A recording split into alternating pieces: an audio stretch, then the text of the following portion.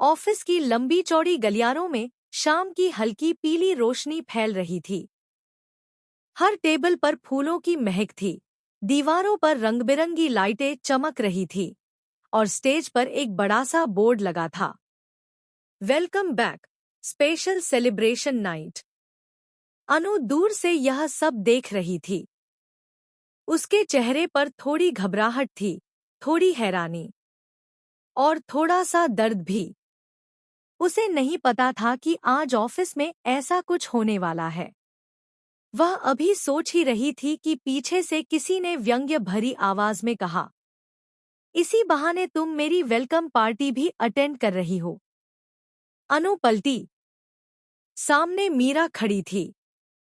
उसके कंधे पर बैग लटका था और चेहरे पर वही पुरानी अकड़, अहंकार से भरी मुस्कान। मीरा बोली, सर ने मेरे वापस आने की खुशी में ये वेलकम पार्टी रखी है। तुम भी चलो।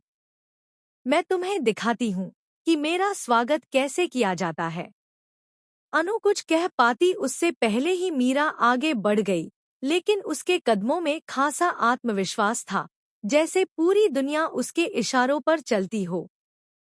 अनु अनमने ढंग से उसके पीछे पीछे उस हॉल की तरफ बढ़ी जहां पार्टी हो रही थी। जैसे ही दोनों अंदर पहुंचे, हॉल में अचानक रोशनी बढ़ गई। लोग तालियां बजाने लगे। मीरा गर्व से छाती तान कर आगे बढ़ी, उसे लगा यह सब उसके लिए ही है। लेकिन तभी स्टेज पर आर्यवर्धन सर आए। उनकी आवाज धीमी थी, मगर हर शब्द में भरा हुआ सम्मान और गहराई थी। उन्होंने कहा, आज की ये पार्टी उस लड़की के लिए रखी गई है, जिसने अपने काम से इस कंपनी को एक नए मुकाम तक पहुंचाया है। जिसने सिर्फ मुझे ही नहीं, बल्कि पूरे ऑफिस को अपने मेहनत और ईमानदारी से इम्प्रेस किया है। अब समय है उसका नाम अनाउंस करने का।